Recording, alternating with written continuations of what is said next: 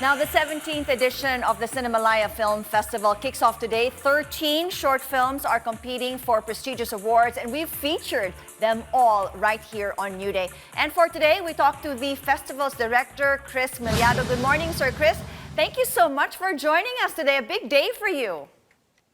Good morning. Yeah, thank you. We're looking forward to our opening today at this afternoon at around 2 o'clock. Cinemalaya officially opens and will be on from August 6th to September 5. This is like altogether almost a month of watching various independent films. Wonderful. I'm sure not only you, but I mean, a lot of people are so excited to be part of the audience of watching the Cinemalaya Film Fest. Now, we understand it's going to be held once again online. How did you adjust this time around?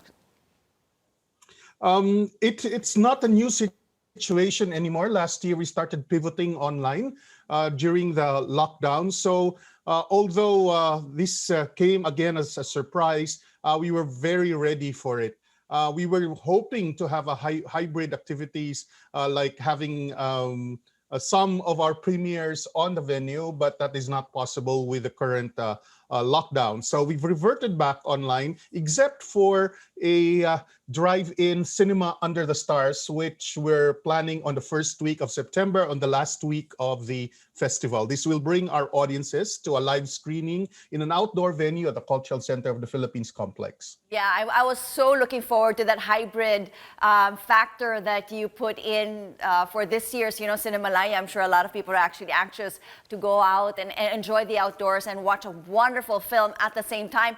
Now, speaking of your short films, I mean, they seem to have taken center stage, not only this year, but last year as well. How did you choose the finalists this year's? I mean, what factors did you consider in terms of choosing those who will be included in, the final lineup? And one more, like, how different was it this year from last year in terms of the content that was put out there for the short films? In terms of the selection, these 13 finalists were chosen from about more than 200 submissions. It was a very surprising turnout of submissions given the whole lockdown.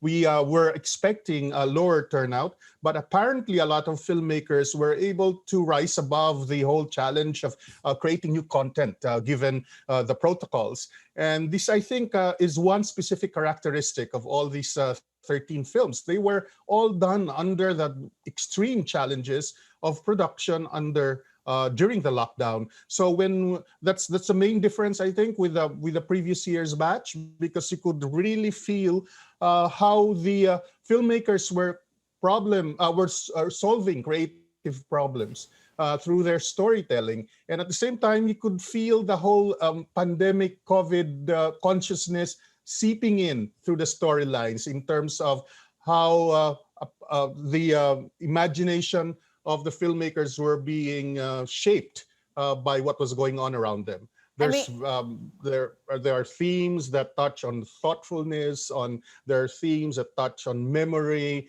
themes on solitude and isolation, without directly pointing to COVID or the pandemic lockdown. So there is this atmosphere of trying to cope creatively and lift oneself above all of these emotional and challenges that were brought about by the previous year.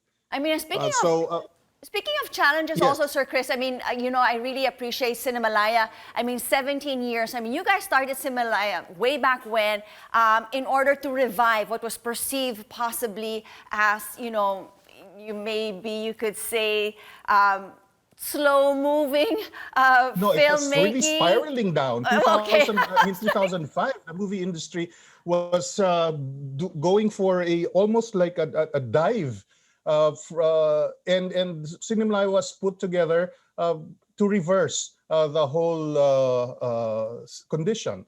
And the idea about Cinemalaya is to provide fresh content from a new breed of filmmakers and jumpstart the industry again. And we'd like to believe that Cinemalaya as a festival has been very successful in doing this.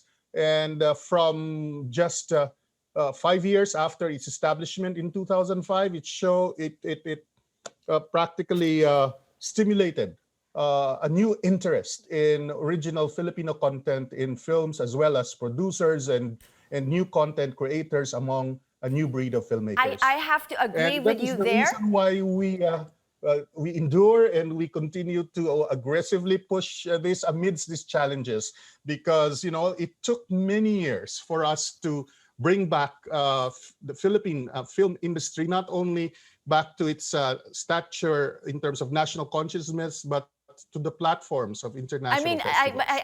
I see all of that. I think whatever you wanted to happen way back in 2005 is actually happening right now with all the breeds of wonderful producers, directors that have come out of the Cinemalaya and the short films that you have been doing. You've given them an avenue. Not only that, but I understand you're also going to be having a lot of classes. I mean, teachings that will continue to go on. And for our viewers, you can actually check all of the schedules online of what's actually going to happen, Cinemalaya, which was starting today. So to you, Sir Chris, thank you so much. Good luck to you.